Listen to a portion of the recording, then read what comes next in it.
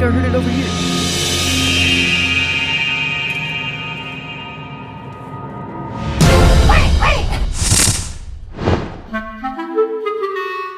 In this 11th episode of Snap de la Nature, we're going to be diving in and exploring the nature of space. The topics of discussion will be about the moon, extraterrestrial life, space exploration, the stars, the sun, and everything that makes up the natural world around us.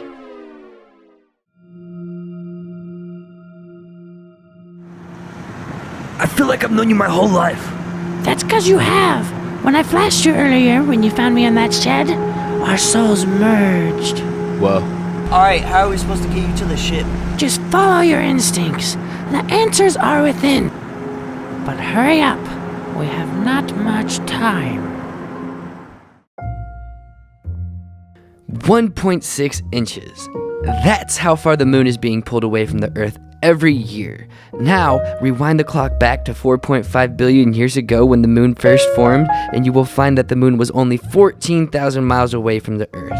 At that distance, the moon would appear 17 times bigger than it does today. And around 3 billion years ago, the moon would cause the tides of the oceans to reach thousands of feet high each day because it was so close to the Earth. And these brutal tides would hit the coastal areas, ripping up different minerals and nutrients and stirring up the Earth's oceans, churning the primordial soup that directly led to life on Earth. So that means the man on the moon did the tango with Mother Earth and gave birth to moi.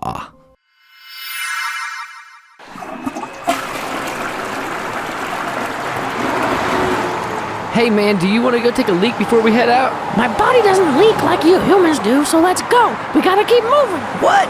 That's crazy. Yo, Mikey, did you know that this dude doesn't even pee? What? Does he even have a penis? I don't know. Do you even have a penis? You are my penis. I told you this last night. Oh yeah, that's right. I forgot I wiped your memory. From the information we've been able to gather in the last couple of decades, we can confidently say that on average, every star we see, like go outside and look right now, has at least one planet. That means exoplanets are very common in our galaxy. We've been able to identify 3,848 confirmed exoplanets so far.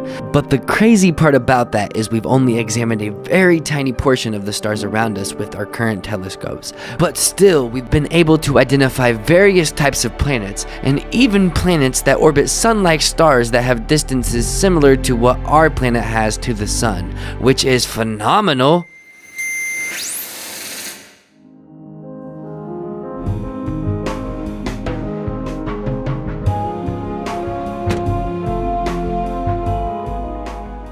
I just need to double check the very recent star pattern records real quick, and then we'll head to the ship, okay? Yeah, I'm gonna go take a piss real quick. Okay.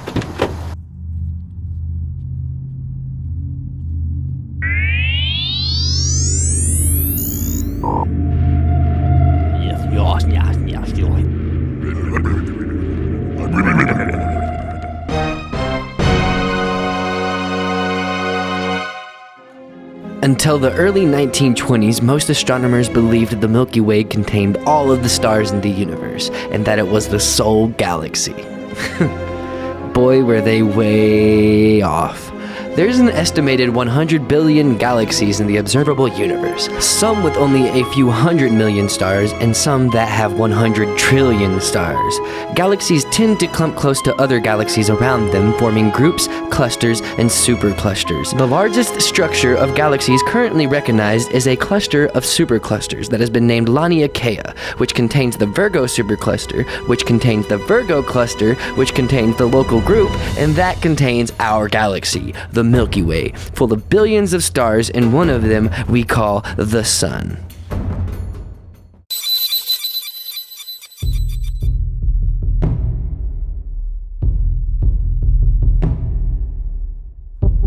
This is it! What is it? The answers to everything! I wonder where Mikey's been. Have you seen him? No, let's go! We gotta hurry up!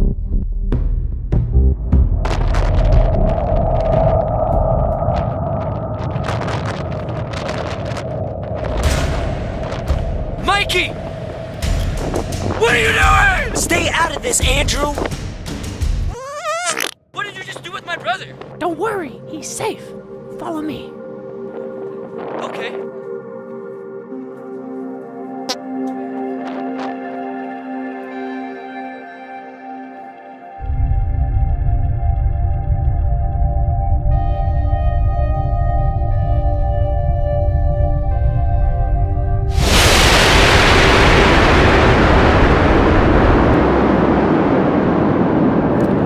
moving at speeds close to 500,000 miles per hour at a distance of 26,490 light years from the galactic center of the Milky Way, is our Sun. Stars are mainly classified by their temperature and can be divided into two groups, low-mass stars and high-mass stars.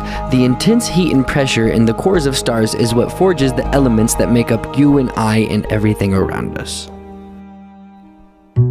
Well, hi, this has been the 11th episode of the SDLN Nature Show. Yeah, that's actually all. This has been the 11th episode of SDLN Nature. I hope you enjoyed it and learned something new or got some perspectives on something weird. I've never done an episode like this. I hope that you enjoyed the screenplay that I wrote, and I hope that you got a fun time from it. And I will see you guys next month in January 10th of 2019, and I love you very much.